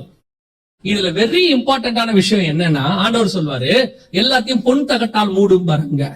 இங்க சொல்றாரு எல்லாத்தையும் ஃபர்ஸ்ட் என்ன செஞ்சிரு? உள்ளும் புறமும் ரெண்டுமே அபிஷேகத்தை குறிக்குது. ரெண்டுமே பரிசுத்த ஆவியானவர், அபிஷேகம் என்னும் ஆயில். இதுதான் ஆண்டவர் உள்ளும் புறமும். இப்ப ஆண்டவர் சொல்றாரு உடன்படிக்கை பெட்டிய முழுவதும் பொன் தகட்டால் மூடு. ஒரு மரத்துல செய்யி, ஆனா எதுல மூடு? பொன் தகட்டால் மூடு. அதோட அர்த்தம் என்னன்னா, நம் மாம்சத்தின் மேல பரிசுத்த ஆவியானவர் மூடி இருக்கணும். அங்க சொல்றாரு கோப்பேர் மரத்துல செஞ்சு உள்ளும் புறமும் எதுல மூடு? கீழ் பூசு, ஆயில்ல மூடு. முதல்ல உங்க குடும்பத்தை நீங்கள் எதுல பேழையை காப்பாத்தணும், எதுல நீங்க நடத்தணும்னு கேட்டா பரிசுத்த ஆவிக்குள்ள வச்சு நடத்தணும். பரிசுத்த ஆவிக்குள்ள வச்சு ஆலோசனை கொடுக்கணும். இன்னைக்கு உங்களுக்கு கொடுக்கிற ஆலோசனை எல்லாம் மாம்ச ஆலோசனை. எல்லாம் நீங்க கொடுக்கிற எல்லா ஆலோசனையும் மாம்ச ஆலோசனை. உங்களுக்கு உள்ளேயும் சரி வெளியும் சரி பரிசுத்த ஆவியால் நடத்தப்படுகிறவர்களால் நீங்கள் இருப்பீர்களானால் உங்கள் பேழை முழுவதும் பாதுகாப்பாக இருக்கும், உங்கள் குடும்பம் பாதுகாப்பாக இருக்கும். இன்னைக்கு குடும்பத்துல ஆவியானவர் இருக்கிறாரா? ஆவியானவர் உங்க பிள்ளைகள் 13 வயசு ஆகி போச்சு, சபை 13 வயசு கூட அவசியமே இல்லை. நான் சொல்லுவேன், உங்க பிள்ளைகளை சபை கூட்டு வந்து பாருங்க. அபிஷேக கூட்டத்தில் இருக்கும்போது சின்ன வயசுலயே கர்த்தர் பிள்ளைகளை நிரப்ப வல்லமை உள்ளவராக இருக்கிறார். இன்னைக்கு நீங்க உங்க பிள்ளைகளை அபிஷேக கூட்டத்தில் நடத்துறீங்களா? உங்க பிள்ளைகளுக்கு பரிசுத்த ஆவியை பத்தி கொடுப்பீங்களா? நம்மளை பொறுத்த வரைக்கும் என்ன தெரியுமா? ஒரு ப்ரொசீஜர் வச்சிருக்கிறோம். ஃபர்ஸ்ட் ரட்சிக்கப்படணும், அடுத்து ஞானசானம் எடுக்கணும், அப்புறமா தான் என்ன பெறணும்? பரிசுத்த ஆவி அபிஷேகத்தை பெறணும். ஆனால் நீங்கள் சபைக்கு பிள்ளையை கூட்டிட்டு வருகிற காலத்திலேயே உங்க பிள்ளையின் மேல ஒரு கீழை பூசுவதற்கு கர்த்தர் வல்லமை உள்ளவராய் இருக்கிறார். உங்கள் குடும்பத்தின் மேல அந்த அபிஷேகத்தை பூசுவதற்கு வல்லமை உள்ளவராய் இருக்கிறார். இன்னைக்கு நாம அந்த பரிசுத்தாவியினுடைய பாதுகாப்புல குடும்பம் கிடையாது. அதான் இங்க பிரச்சனை. இங்க என்ன பாதுகாப்புல இருக்குது குடும்பம்? இன்னைக்கு எதிர்காலம் பணத்துல பாதுகாப்பா இருக்கு, நல்ல வேலையில இருக்கு, சேர்த்து வச்சிருக்கிறதான சொத்துக்கள்ல இருக்கு. இதுல தான் குடும்பம் ஸ்டெபிலிட்டியா இருக்கு நாம நினைச்சுக்கிட்டு இருக்கிறோம். இப்போ சொல்றேன், இது எல்லாம் ஒளிந்து போக வாய்ப்பு இருக்கிறது. ஆனால் உங்களையும் என்னையும் கரம் பிடித்த கர்த்தர் விடுவதற்கு வாய்ப்பே கிடையாது. அவர் நம்மை மூடி இருப்பாரானால் எந்த சூழ்நிலையும் காப்பாத்தி கொண்டு வந்துருவார். எல்லாத்தையும் இப்ப பாருங்க, ஆபிரகாமுடைய ஆசீர்வாதமும் ஈசாக்குடைய ஆசீர்வாதமும் யாக்கோபுடைய ஆசீர்வாதம் நம்ம பேசுறோம். முற்பிதாக்கள் ஆசீர்வாதம் சொல்றோம். இதை நம்ம என்ன நினைச்சுக்கிறோம்னா, நம்ம ஆபிரகாமின் ஆசீர்வாதம் புறஜாதியாருக்கு வரும்படிக்கு கலாத்தியர்ல சொல்லி இருக்குது. அதனால ஆபிரகாம் தேசத்தை சுதந்திரித்தார், நம்மளும் தேசத்தை சுதந்திரிப்போம். எத்தனை பேர் தேசத்தை சுதந்திரிச்சிருக்கிறீங்க சொல்லுங்க? நீங்க யாராவது ஆபிரகாம் சுதந்திரிச்ச மாதிரி தேசத்தை சுதந்திரிச்சிருக்கிறீங்களா? இது வரைக்கும் ஆபிரகாம் 4 நாட்டை சுதந்திரிச்சாரு. அவர் கொடுத்த எல்லைகள், அவர் சந்ததியை சுதந்திரிச்சாங்க. நம்ம யாரோ சுதந்திரிச்சிருக்கோமா நாட்டை? நம்மளை பொறுத்த வரைக்கும் 1200 ஸ்கொயர் ஃபீட், மிஞ்சி போச்சுன்னா 2400 ஸ்கொயர் ஃபீட், அதையும் மிஞ்சி போச்சுன்னா ஒரு 1/2 ஏக்கர் இல்ல 1 ஏக்கர். அப்ப இது எதை குறிக்குது? ஆபிரகாமின் ஆசீர்வாதம் நமக்கு சேர்றதுங்கிறது எதை குறிக்கிறது? வேர்ல்ட்ல உள்ளதை குறிக்குதானா? அது இஸ்ரவேல் இருக்கு, அவட விட்டுருங்க. ஆபிரகாமின் ஆசீர்வாதங்கள் கிறிஸ்து இயேசு கிறிஸ்துவின் வழியாக புறஜாதியாருக்கு வர்றதுனா எதை குறிக்குது? எதை பத்தி ஆண்டவர் சொல்றாரு? இப்ப ஆபிரகாம் செல்வ சீமானாக இருந்தார்னு பைபிள் சொல்லுது. அப்படிதானே சொல்லுது? செல்வ சீமானாக இருந்தார். அப்ப ஆபிரகாம் தனக்கு உண்டான எல்லாவற்றையும் யாருக்கு கொடுத்தார்? ஈசாக்கு கொடுத்தார்னு வசனம் சொல்லுது. அப்ப ஈசாக்கு என்னவா இருக்கணும்? செல்வ சீமான் தானே இருக்கணும். ஆனா 26ஆம் அதிகாரத்தை நீங்க வாசிக்கும் போது வசனம் சொல்லுது, ஈசாக்கு வர வர ஐஸ்வர்யம் உள்ளவனா நான் இருக்கு. நீங்க ஆதியாகமத்தின் புஸ்தகத்தை வாசிச்சு பாருங்க. ஆதியாகமத்தின் புஸ்தகம் 26ஆம் அதிகாரத்துல ஈசாக்கை குறித்து சொல்லும் பொழுது, அவன் ஐஸ்வர்யவானாகி வர வர விருத்தி அடைந்து மகா பெரியவன் ஆனான். அப்போ இவனுக்கு என்ன வரல? இவன் இப்பதான் என்ன ஆகுறான்? ஐஸ்வர்யன் ஆகுறான். அப்ப ஆபிரகாம் எல்லாம் வந்திருந்தா இவன் என்னவா தான் இருந்திருக்கணும் ஏற்கனவே. அப்ப இவன் இப்பதான் ஐஸ்வர்யன் ஆகுறான்னு வசனம் சொல்லுது. அப்படின்னா என்ன அர்த்தம்? ஆபிரகாமுக்கு உள்ளதெல்லாம் அந்த அபிமெலேக்கு ஆட்கள் தூத்து போட்டாங்க, எல்லாத்தையும் எல்லாம் போயிருச்சு. சரி, இப்ப ஈசாக்கு இருக்கிறார். ஈசாக்குடைய ஆசீர்வாதம் யாருக்கு வரணும்? யாக்கோபு. இவர் ஐஸ்வர்யன் ஆயிட்டாருல்ல, அப்ப இந்த ஆசீர்வாதம் யாருக்கு வரணும்? யாக்கோபு எங்க இருந்தாரு? லாபான் வீட்டுல இருந்தாரு. அங்க எப்படி போனாரு? கோலும் கையுமா. வரும்போது எப்படி வந்தாரு? பெரும் பரிவாரத்தோட, பெரும் பரிவாரம் கொண்டாந்தாரு. அப்போ ஈசாக்குடைய ஆசீர்வாதம் யாருக்கு வரல? யாக்கோபுக்கு வரல. அவன் தனியா ஆசீர்வாதம் வாங்கிட்டு வரான். சரி, யாக்கோபின் ஆசீர்வாதம் யாருக்கு வரணும்? சேஷ்டபுத்திர பாகம் யாருக்கு போச்சு? யோசேப்புக்கு போச்சு. அப்படின்னு வசனம் சொல்லுது. யாக்கோபின் சேஷ்டபுத்திர பாகம் யோசேப்புக்கு போச்சு. யூதா ஜனத்திரள இருந்தாலும் ராஜ்யபாரம் அவனுக்கு போச்சுன்னு சொல்லுது. அப்போ யாக்கோபுடைய ஆசீர்வாதம் யோசேப்புக்குன்னா, அப்ப யாக்கோபுடைய மொத்த பணமும் யாருக்கு போயிருக்கணும்? யோசேப்பு எங்க போனாரு? எப்படி இருந்தாரு? ஆனா எகிப்துல அவர் என்னவா மாறினாரு? அப்போ ஆபிரகாமின் பணம் ஈசாக்கு வரல, ஈசாக்கின் பணம் யாக்கோபுக்கு வரல, யாக்கோபின் பணம் யாருக்கு வரல? யோசேப்புக்கு வரல. ஆனா ஆசீர்வாதம் வந்துச்சு. எது வந்துச்சு தெரியுமா?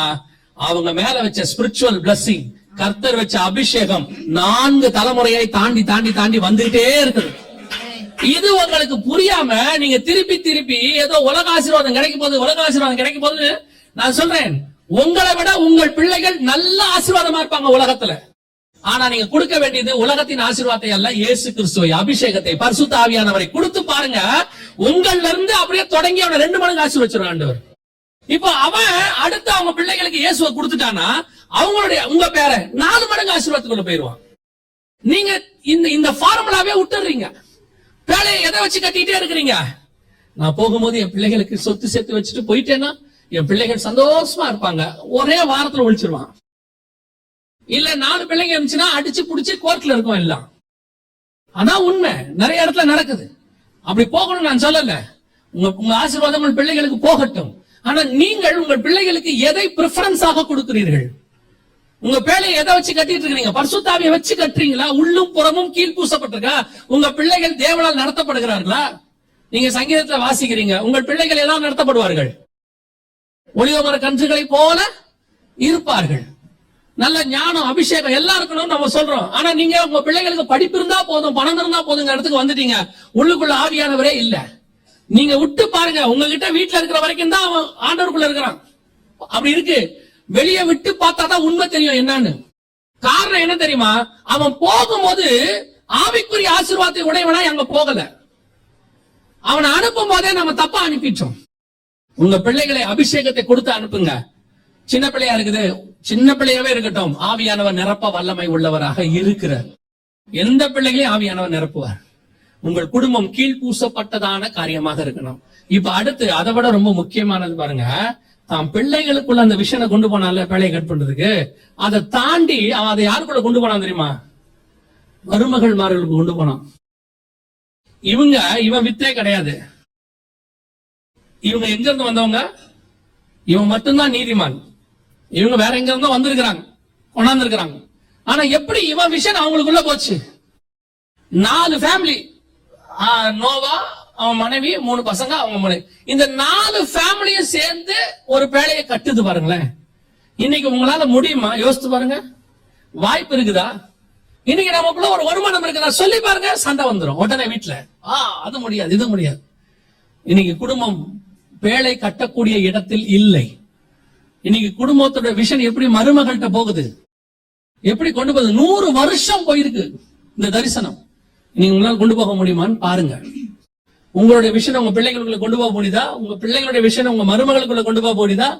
எல்லாரும் சேர்ந்தாதான் ஒரு வேலையை கட்ட முடியும். அத்தனை பேரும் சேர்ந்தாதான் ஒரு சபையை கட்ட முடியும். இன்னைக்கு சபைகளுக்குள்ள ஒரு மனம் இல்ல, குடும்பத்துக்குள்ள ஒரு மனம் இல்ல.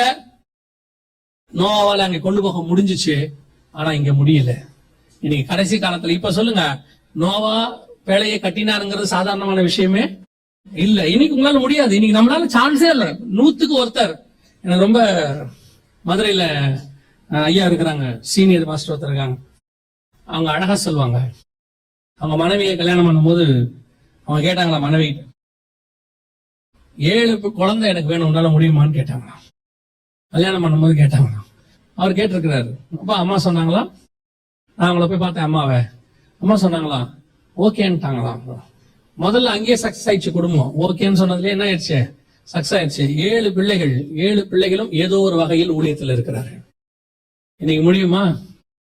இன்னைக்கு நம்ம சொல்றது நம்ம பிள்ளைகள் ஊழியத்துல படிக்கிறாங்க, ஊழியத்துக்கு வருவாங்களா? இந்த தரிசனம் வருமா? தகப்பனுடைய தரிசனம் யாருக்குள்ள வருது? பிள்ளைகளுக்குள்ள வருது. நீங்க எங்க நம்ம தரிசனம் நம்ம பிள்ளைகளுக்குள்ள போகுது? கவனிச்சு கொள்ளுங்க. நோவாவுடைய மிக முக்கியமான சக்சஸ், அவன் தனக்குள்ள இருந்த விஷன் முழுவதையும் ஸ்பிரிச்சுவலாக நடத்தி அதை அப்படியே கொண்டு போய் தன் குடும்பத்தார் இடத்துல கொண்டு போய் கன்வே பண்ணான்.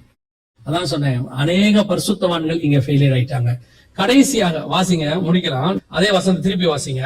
விசுவாசத்தினாலே நோவா தற்காலத்திலே காணாதவைகளை குறித்து தேவ எச்சரிப்பு பெற்று பயபக்தி உள்ளவனாகி தன் குடும்பத்தை ரட்சிப்பதற்கு பேழை உண்டு பண்ணினான்.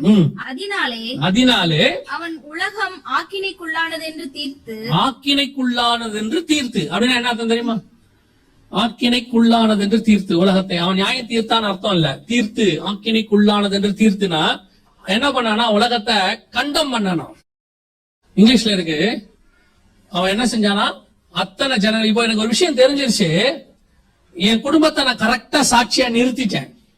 இப்ப தைரியமா என்னால என்ன செய்ய முடியுது? உலகத்தை பார்த்து என்ன செய்ய முடியுது?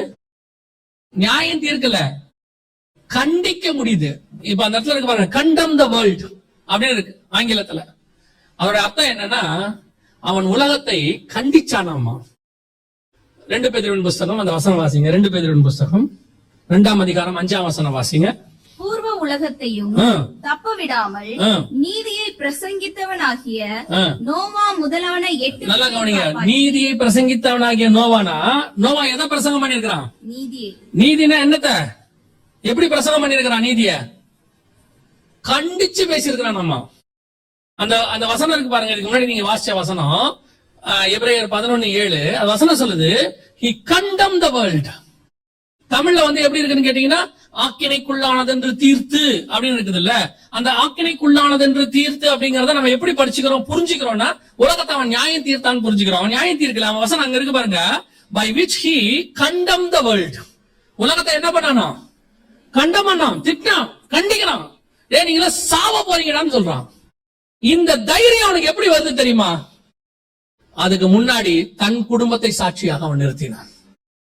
நான் பிரசங்கம் பண்றதுக்கு முன்னாடி என்னுடைய சாட்சி வெரி இம்பார்ட்டன்ட். எனக்கு அந்த சாட்சி இருந்தால்தான் என்னால தைரியமா என்ன செய்ய முடியும், அதை சொல்ல முடியும். பாருங்க என்ன சொல்லுவான். பல நேரங்களில ஊழியக்காரர்கள் எங்க தலை குனிறாங்க தெரியுமா? எங்க அவங்க ஊழியம் ஃபெயிலியர் ஆகுது தெரியுமா? அவங்களுடைய விஷன் அவங்க பிள்ளைகளுக்குள்ள போகாததுனால, பிள்ளைகள் தேவனை விட்டு போகும் பொழுது அவர்கள் சொல்லுகிற வார்த்தை மரியாதை நம்ம போயிடுது. ஒரே வார்த்தையில பிசாசு ஒழிச்சிடறான். என்ன சொல்றான்? அவர் பசங்களே சரியில்லை, வேலை முடிஞ்சு. அவர் குடும்பமே சரியில்லை, வேலை முடிஞ்சு. அதான் சொல்றேன், இன்னைக்கு ஆவிக்குரிய வாழ்க்கையில் இருக்கிற நீங்கள் உங்கள் குடும்பத்தை கர்த்தருக்குள் கட்டாமல் நீங்க எத்தனை பேருக்கு என்ன சுவிசேஷம் சொன்னாலும் எப்படி சாட்சியா நீங்க போய் பேசினாலும் எடுபடாது. இன்னைக்கு நாம சரியில்லாம நாம மத்தவங்களை போதிக்கிறதுல கண்டிக்கிறதுல ரொம்ப முக்கியம். அதுதான் ரொம்ப இம்பார்ட்டன்ட். நீங்கள் குடும்பத்தை நிறுத்துங்கள், அதே நேரத்துல தைரியமாய் கண்டனம். அந்த கண்டிக்கிற சுபாவம் எங்க வரும் தெரியுமா? நீங்க இங்க சரியா இருக்கிறீங்கிற எண்ணம் வந்தா அங்க தானா வந்துரும். அது எல்லா தீர்க்கதரிசிகளும் போய் இயேசவேல் பந்தியில சாப்பிடுறான். எலியாவுக்கு மட்டும் ஏன் அந்த தைரியம் வந்துச்சு தெரியுமா? எலியா யாருக்குன்னு தெரியாம இயேசவேல் வீட்டுல போய் 7 மணிக்கு மேல சாப்பிட்டு வந்துட்டாருன்னு வச்சுக்கோங்க. அம்மா உங்களுக்கு எனக்கு பிரச்சனை இல்லம்மா, ஆனா வெளியே வந்து பேசுறாருன்னு வச்சுக்கோங்க. அந்த தைரியம் அவருக்கே வராது. தைரியம் என்ன செய்யாது? அவருக்கே வராது. ஆட்டோமேட்டிக்கா அவருக்கு என்ன வந்துடும்? உள்ளுக்குள்ள ஒரு பயம் வந்துடும். உங்க அபிஷேகத்துல தைரியம் எப்போ வரும் தெரியுமா? நான் என் அளவில் இங்க யாரும் பர்ஃபெக்ட் கிடையாது. இயேசு கிறிஸ்து மாதிரி ஒருத்தரும் பர்ஃபெக்ட் கிடையாது. நான் ஃபாலோ பண்ற உபதேசத்தில் நான் பர்ஃபெக்டா இருக்கிறேங்கிற எண்ணம் வந்தா போதும், you will be stand for the witnessing, you will stand for the testimony for the God. அந்த தைரியம் வந்துடும். இன்னைக்கு அந்த தைரியம் ஏன் வரமாட்டேங்குது? பல நேரங்கள்ல சில பாவங்கள் நமக்கு வெளியே தெரியாததுனால நாம வெளியே கொஞ்சம் அப்படியே கௌரவமா அப்படியே அலைஞ்சிட்டே இருக்கிறோம். நான் சொல்றேன், அந்த பாவத்தை நீங்க விட்டுருங்க. அந்த பாவத்தை வந்து வெளியே வந்துருங்க. உங்களை அறியாமலேயே ஒரு ஸ்பிரிச்சுவல் தைரியம் உங்களுக்கு வரும். யார் என்ன செய்ய முடியும்? பேசிட்டு போவோம், உள்ளத சொல்லுவோம், சத்தியத்தை சொல்லுவோம். அதுக்கப்புறம் அவன் பேசுனது அதுக்கு மிஞ்சி பாவமா இருக்கும். அவன் பேசினா பேசிட்டு போட்டோம், இல்லாதத பேசினா. எனக்கு ஒரு பரிசுத்தவன் சொல்லி கொடுத்தார், நாகர்கோயில்ல ஆசாரி பள்ளத்துல இருக்கிறாரு. ஒரு 73 வயசு ஆச்சு அவருக்கு. அந்த பரிசுத்தவன் சொன்னார், ஒரு தடவை அவரை போய் பார்க்கும்போது, இந்த மாதிரிலாம் பேசுறாங்க பாஸ்டர், சில காரியங்கள்லாம் இல்லாத காரியங்கள்லாம் பேசுறாங்க அப்படின்ற போது அந்த பரிசுத்தவன் சொன்னாரு, பாஸ்டர் இப்ப நீங்க அந்த விஷயத்த செஞ்சீங்களா அப்படின்னாரு. இல்ல பாஸ்டர். அப்புறம் எங்க போறீங்க? 2 விஷயம் தான் அப்படின்னாரு. ஒண்ணு, செஞ்சிட்டீங்களா? ஒருவேளை செஞ்சிட்டீங்களா, அதை விட்டு வெளியே வந்துருங்க. மன்னிக்கிற தேவன் ஒருத்தர் இருக்கிறாரு, மன்னிப்பு கேட்டு திருப்பி அதை செய்யாதீங்க. ஒருவேளை செய்யலையா, தைரியமா இருங்க, உங்களுக்காக தேவன் வழக்காடுவார். அவ்வளவுதான், முடிஞ்சு போச்சு. இதுதான் சத்தியம். இன்னைக்கு நமக்கு அந்த தைரியம் ஏன் வர மாட்டேங்குது நமக்கே தெரியுது. உலகத்தை வெறுக்கணும்னு பேசினா முதல்ல நீங்க வெத்தாதானே உலகத்தை வெறுக்கிறத பத்தி பேச முடியும். நானே உலகத்து மேல ஆசையாகி இருந்தா இருதயத்தின் நிறைவினால் வாய், ஆட்டோமேட்டிக்கா நிறைய வாயில இருந்து வரது அதை பத்தானே இருக்கும். நான் உலகத்துல உள்ள காரியங்களை குறித்து நான் வந்து பாவத்தை குறித்து தைரியமா எதிர்க்க முடியுதுன்னா நாம அப்புறம் பேச முடியும். நானே பாவத்துல விழுறும் போது அந்த சப்ஜெக்ட நான் என்ன செய்ய மாட்டேன்? பேச மாட்டேன். ஏன் பேச மாட்டேன்? நான் அதை பேசும்போது எனக்கு அது குத்தம். அந்த சப்ஜெக்ட் எனக்கு குத்தம். ஏன் நம்மளே இதை செஞ்சுட்டு இருக்கிறோமே, அது எப்படி அப்படின்னு. அதைத்தான் நான் உங்களுக்கு சொல்றேன். மிக முக்கியமாக அந்த பிரசங்கம் எப்பவுமே தைரியமுடையதா இருக்கணும். 2வது, நம்மளை பேசுவதுக்கு தான் கர்த்தர் வச்சிருக்கிறார். தைரியமா சுவிசேஷம் சொல்லுங்க. நம்ம கிட்ட இருக்கிற காஸ்பல் இருக்குது, அது விலையேற பெற்றது. இதை என்ன செய்ய வேண்டிய அவசியம் இல்ல, கெஞ்சி கூத்தாடி கொடுக்க வேண்டிய அவசியம் இல்ல. எந்த ஒரு பொருளுமே நல்லா கவனிச்சு பாருங்களேன், ரொம்ப விலையேற பெற்ற பொருளை உங்க வீட்டுக்கு வந்து கெஞ்சி கூத்தாடி கொடுக்க மாட்டாங்க. அதுக்கு ஒரு வேல்யூ இருக்குதுன்னா வந்து வாங்கிட்டு போவாங்க. என்ன கேட்டா நான் சொல்லுவேன், நல்ல வேல்யூ உள்ள பொருளுக்கு விளம்பரமே வராது. நல்ல வேல்யூ உள்ள பொருளுக்கு என்ன செய்யாது? விளம்பரமே வராது. ஆனா அது எல்லாத்தோட நிறைய வித்துக்கிட்டே இருக்கும். இது எல்லாத்த விட உங்ககிட்ட இருக்கிற சத்தியம் மேன்மையானது. இத நீங்க என்ன செய்யறீங்க? பயந்து பேசிட்டு இருக்கிறீங்க. ஆரம்பத்துல நோவாவை பத்தி வசனம் சொல்லுது, he condemned the world. உலகத்தை கண்டித்து உணர்த்தினார். கடைசியா பரிசுத்த ஆவியானவர் பாவத்தை குறித்தும் நீதியை குறித்தும் உலகத்தை கண்டித்து உணர்த்துவார். இதுதான் ஃபைனல். தைரியமா சொல்லுங்க. பிள்ளைங்கிட்ட நீங்க பேசும்பொழுது, சில விஷயத்தை பேசும்பொழுது நீங்கள் அதை செய்யாம இருந்தா தைரியமா பேசுவீங்க. இல்ல நீங்க செய்யும் போது அடுத்த வார்த்தை பிள்ளை சொல்லணும், நீங்க கூட தான் அதை செய்வீங்க. உடனே நீங்க சொல்வீங்க, நானும் நீயும் ஒண்ணா, நான் செஞ்சா நீயும் செய்வியா? பிள்ளை என்ன சொல்லுது? நீ செஞ்சா நான் செய்வேன்னு அர்த்தம் இல்ல, என்ன கண்டிக்கிறியா, நீங்க அதை செய்யாம இருங்க, அவ்வளவுதான். நான் நீங்க சொல்லி இல்ல, உங்களை பார்த்து கத்துக்கிறேன்னு சொல்லுது. அவ்வளவுதான் சுவிசேஷமும். நீ என்ன கண்டிக்கணும்னா முதல்ல நீ அந்த ஸ்தானத்துல என்னவா இருக்கணும்? பெர்ஃபெக்டாக இருக்கணும். கடைசியாய் ஒரு காரியத்தை சொல்லி முடிக்கிறேன், வாசியுங்கள். அதே வசனத்தை வாசிங்க, முடிக்கலாம். விசுவாசத்தினாலே நோவா தற்காலத்திலே காணாதவைகளை குறித்து தேவ எச்சரிப்பு பெற்று பயபக்தி உள்ளவனாகி தன் குடும்பத்தை ரட்சிப்பதற்கு பேழையை உண்டு பண்ணினான். அதனாலே அவன் உலகம் ஆக்கினைக்குள்ளானது என்று தீர்த்து விசுவாசத்தினால் உண்டாகும் நீதிக்கு சுதந்திரவாளியானான். விசுவாசத்தினால் உண்டாகும் நீதிக்கு சுதந்திரவாளியானான். இதான் ஆசீர்வாதம். இவ்வளவு காரியத்தை நீங்க செஞ்சிட்டீங்கன்னா இப்ப நோவா என்னவாயிடுவான் தெரியுமா? எல்லாம் அழிஞ்சு போச்சு. நியூ வேர்ல்ட், நியூ கவர்னன்ட் வந்துருச்சு. ஆண்டவர் புது பிரமாணத்தை கொண்டு வந்துட்டாரு. இப்போ உலகம் எப்படி இருக்குது? தண்ணியில கழுவப்பட்டு புதுசா இருக்கு. மொத்த உலகத்துக்கும் யார் தான் இப்ப கண்ட்ரோல்? நோவா கிட்ட வந்துச்சு. இவ்வளவு காரியத்தை அவன் செஞ்சு முடிக்கும் போது ஆண்டவர் புதிய காரியத்துக்கு அவனை அதிபதியாய் மாத்தி நிக்க வச்சுட்டார். அந்த ஹேர்ஸ் வார்த்தை இருக்குதுல்ல, அவன் சுதந்திரவாளியான இருக்குல்ல, நம்ம லோக்கல் வார்த்தையில சொன்னா வாரிசானான். அது எல்லாத்துக்கும் அவன் தான் என்னவாயிட்டான்? வாரிசாயிட்டான். எதுக்கு வாரிசாயிட்டான்? முழு உலகத்துக்கும் வாரிசாயிட்டான். முழு கவர்னன்ட். புதுசா நியாயப்பிரமாணம் வரப்போகுது. ஆண்டவர் அவன்கிட்ட சொல்லுவார், நோவா கிட்ட சொல்லுவாரு, இனி நான் என்ன செய்வேன்? சகோதரன் இடத்துக்கு அவன் சகோதர இடத்துல நான் என்ன செய்வேன்? பழி வாங்குவேன். பிரமாணம் வருது, இப்பதான் உள்ள லா வருது. இந்த நியூ லாவை யாரை வச்சு கொண்டு வர்றாரு? நோவா வச்சு கொண்டு வர்றாரு. அப்போ நியாயப்பிரமாணத்தினுடைய ஃபர்ஸ்ட் அந்த லாவை யாரை வச்சு இம்ப்ளிமெண்ட் பண்றாரு? நோவா வச்சு இம்ப்ளிமெண்ட் பண்றாரு. அப்படின்னா ஆண்டவர் சொல்ற இத்தனை காரியத்தை நீங்கள் செய்யும் போது நம்ம அத்தனை பேருமே இந்த உலகத்துல உடனே உங்களுக்கு சொல்லிடுறாங்க, புதிதான காரியத்தை பெற்றுக்கொள்வீர்கள். அதை சொல்லல, இங்கிருந்து புறப்பட்டு புதிய உலகத்துக்கு நம்ம போக போகிறோம். புதிய பிரமாணத்துக்குள்ள போக போறோம். அது நித்திய பிரமாணம். அங்கே மரணம் என்பதில்லை, பாவம் என்பதில்லை, கண்ணீர் இல்லை. அப்படி ஒரு ஆசீர்வாதமான பிரமாணத்தை நாம் சுதந்திரிப்பதற்காகத்தான் இந்த பேழையை இவ்வளவு கஷ்டப்பட்டு கட்ட சொல்றோம்.